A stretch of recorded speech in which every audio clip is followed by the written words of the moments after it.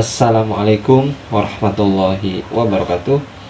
Bapak-bapak, ibu-ibu, semoga sehat selalu. Kali ini kita akan melihat sebuah video yang mana di sini Habib Hanif membalas komentar-komentar yang negatif ya. Jadi menjelaskan ya seperti itu.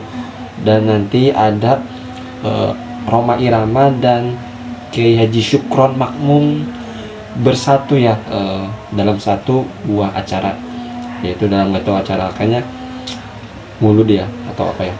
Oke, sebelum ke videonya jangan lupa di like dan subscribe agar channel ini lebih berkembang. Oke ibu, kita ke videonya ya, simak sampai akhir. Penjajah spiritual. Nah ente ini punya HP nih, ente punya HP ini nak kemunkaran. Kemunkaran itu wajib dicegah. Cara nyegahnya apa? Kalau ente punya HP, balas pakai komentar yang baik, dakwain. Saya nggak nyuruh caci maki, nggak dakwain. Ente Ahlussunnah wal Jamaah bukan? Ahlussunnah wal Jamaah itu percaya karomah. Nih dalilnya, buktinya Ashabul Kahfi itu wali, bukan nabi tapi terjadi keajaiban dan seterusnya dan seterusnya. Ente udah diajarin, udah tahu ilmunya, pakein, sampein. Bukan dengan ente, anda nggak nyuruh ente nyaci maki, anda nggak nyuruh ente ngehina-ngehina. Balawi penjajah spiritual. Ini kita nggak usah pegel, dia komentarnya sambil tiduran, kagak pakai baju, ambil ngerokok, terus kita pegel, girang banget ya. Ketawain aja, ketawain. Saya kadang-kadang kalau dicaci maki di medsos, alhamdulillah, mungkin ada dosa saya yang nggak Allah ampunin kecuali dengan cara ini. Mungkin kalau nganterin amal saya kagak sampai, mudah-mudahan gara-gara ada saudara-saudara saya yang bagi-bagi pahalanya ke saya nih, girang. Saya syukran jazakumullah khair. Bagi para pencaci maki terima kasih banyak udah bagi pahala ke saya. Saya emang butuh, jazakumullah khair. Kirimkan alamat Anda, nanti saya kirimin hadiah paket ya. Jazakumullah khairal jaza. Terima kasih banyak ya. Ini kami siap di barisanmu. Jangan-jangan ada di sini nih yang komen nih. Ba'alawi penjajah spiritual ya. Kebab Al-Ngedabrus, waduh, penjajah orangnya VOC. Ba'alawi rungkat. Masya Allah, satu Habib gila lebih mulia dari anjing gila. La ilaha illallah. Kalau berisik dengar suara Habib, azanin aja, ketawain yang begini ya.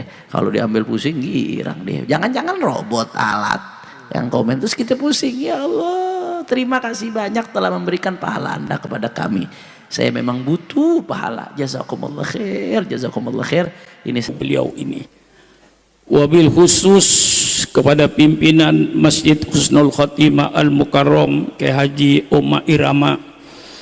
Terlebih dahulu saya sampaikan ucapan terima kasih atas segala perjuangannya di dalam menghidupkan agama yang kita cintai di negara kesatuan Republik Indonesia ini. Juga saya tidak lupa pula atas segala pengorbanannya. Sekali lagi saya titik beratkan pengorbanan, karena pengorbanan inilah yang akan membawa kita keberhasilan. Negara Republik Indonesia ini berdiri bukan hadiah dari Belanda. Negara Republik Indonesia berdiri bukan hadiah dari Jepang. NKRI didirikan di atas aliran darah bangsa Indonesia. NKRI didirikan di atas cucuran air mata seluruh rakyat Indonesia.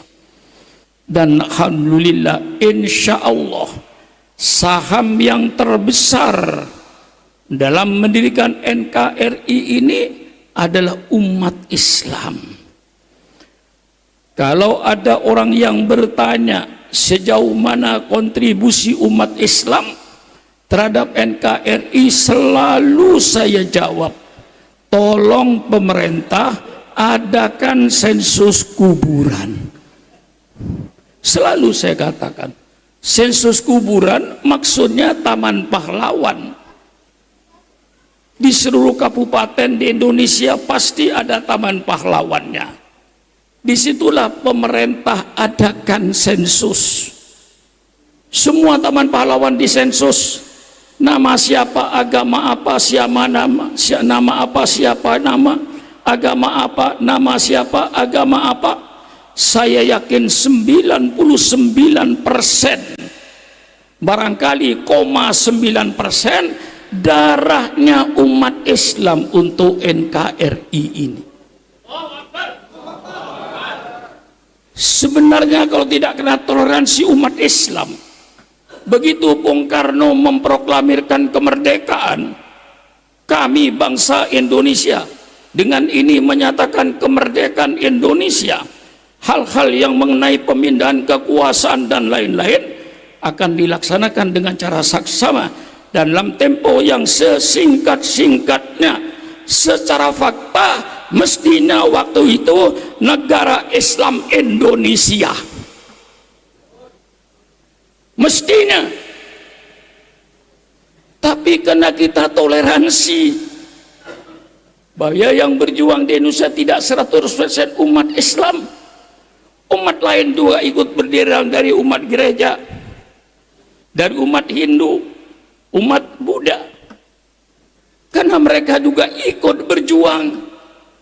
Maka walaupun secara fakta waktu itu mestinya Indonesia ini otomatis negara Islam, 90% penduduknya Islam. Tapi para tokoh kita, ulama kita lapang dada. Toleransi terbesar kita menerima negara kesatuan Republik negara kebangsaan, bukan negara agama. Tapi sadarilah pemerintah Indonesia bukan negara agama, tapi kebetulan rakyat Indonesia 90% beragama Islam. Ini pemerintah harus menyadari. Dan kitalah yang paling banyak andilnya. Maka kita bangunlah negara ini dengan penuh perasaan, dengan Bhinneka Tunggal Ika. Walaupun kita bermacam-macam agama, bermacam-macam suku, tapi kita mari satu bangsa Indonesia kita bina. Rasulullah ketika di Madinah menghadapi masyarakat yang pluralistik, ada agama Yahudi, ada agama Kristen, ada agama penyembah berhala. Rasulullah bisa menjadikan suatu bangsa Madinah dengan yang disebut Piagam Madinah. Piagam Madinah merupakan satu pelajaran kepada bangsa Indonesia, bagaimana cara mempersatukan masyarakat yang pluralistik ini.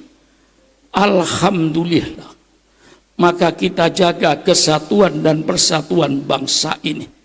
Kita jadi bangsa yang damai, yang pernah toleransi, dengan saling hormat menghormati, dengan saling harga menghargai antar bangsa Indonesia ini. Tetapi ada batasnya. Kita saling hormat menghormati, kita saling harga menghargai antar umat beragama, bukan berarti membenarkan semua agama. Membenarkan semua agama tentunya murtad. Ini yang harus kita pegang, prinsip-prinsipnya itu. Toleransi antar umat agama, saling hormat menghormati, saling harga menghargai antar umat beragama. Lakum dinukum waliyadin, agamamu agamamu, agamaku agamaku. Ini namanya toleransi. Masih banyak lagi ayat-ayat toleransi. Maka wujudkan Bhinneka Tunggal Ika ini sebagai satu bangsa. Jangan membuat pecah belah, khususnya dalam tubuhnya umat Islam. Kita tahu setelah selesainya perang salib yang 200 tahun berjalan, akhirnya umat Islam mendapat kemenangan. Bangsa Eropa mengumpulkan semua kekuatannya, seluruh Eropa, untuk menghadapi tentara Islam. Akhirnya mereka dipukul mundur, hancur, sehingga mereka merubah taktik dan politiknya. di dalam menghadapi Islam. Islam itu jangan dihadapi semata-mata dengan kekuatan senjata. Karena di dalam Islam itu ada ajaran orang yang mati di medan perang karena membela agama, bukan mati di medan perang membela politik. Mati di medan perang karena bela agama. Itu tempatnya di surga. Itu yang dicari-cari oleh umat Islam. Sehingga para sahabat-sahabat Rasulullah, kalau mati di atas tempat tidur, dia komplain, "Ya Rasulullah, mengapa saya tidak mati di perang Badar? Mengapa saya tidak mati di perang Uhud? Mengapa saya tidak mati di perang Khandaq? Mengapa saya tidak mati di perang Tabuk? Mengapa saya menghembuskan napas dengan cuma-cuma di atas tempat tidur?" Itu mereka komplain. Itu jiwa yang ini orang barat tahu ini. Ketika menghadapi umat Islam dalam perang salib itu, mereka mengetahui, sehingga mereka merubah taktiknya. Sekarang kita menghadapi umat Islam tidak semata-mata dengan kekuatan senjata, robah politiknya. Akhirnya mereka berbondong-bondong dari Eropa memasuki Timur Tengah untuk mempelajari Islam. Itulah yang namanya dalam bahasa Arabnya al-mustasyrikun, dalam bahasa Latinnya orang-orang orientalis. Mereka berbondong-bondong ke Timur Tengah mempelajari bahasa Arab, mempelajari Al-Quran, tapi tujuan mereka bukan untuk memperkuat Islam, tapi untuk mencari celah-celah di mana Islam ini bisa dihancurkan dengan ajarannya. Maka program pertama kaum Zionis adalah warsus sukuk fi qulubil mu'minin. Tanamkan kebingungan, tanamkan keraguan-raguan umat Islam terhadap ajaran Islam. Ini konsep pertama kaum Zionis.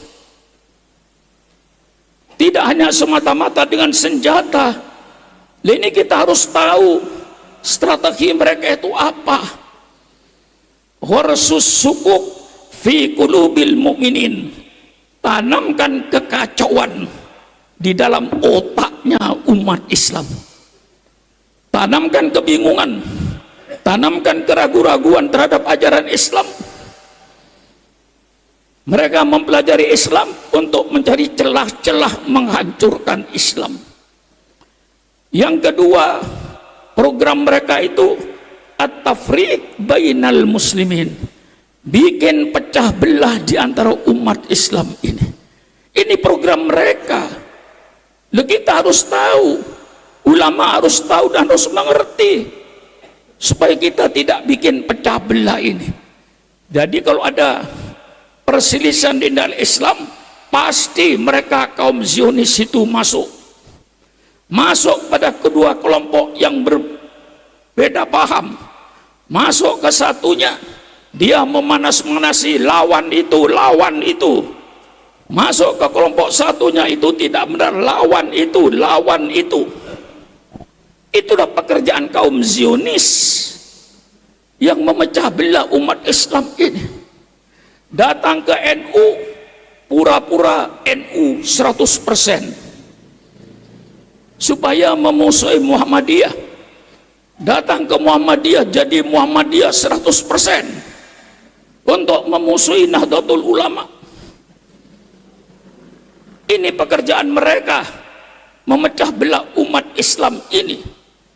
Ini kita harus mengetahui taktik dan politik yang sekarang mereka berikan ini. Warsus sukuk, tanamkan kekacauan. Pernah dulu zamannya Menteri Agama Bapak Munawir, Allahumma firlahu, menyatakan bahwa hukum waris perlu ditinjau kembali. Lidzakari mithlu hadil unthayain.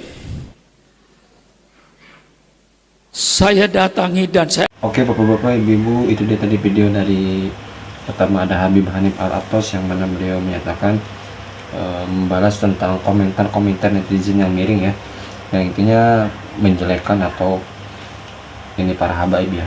Jadi itu sudah diberi penjelasan oleh Habib Hanif.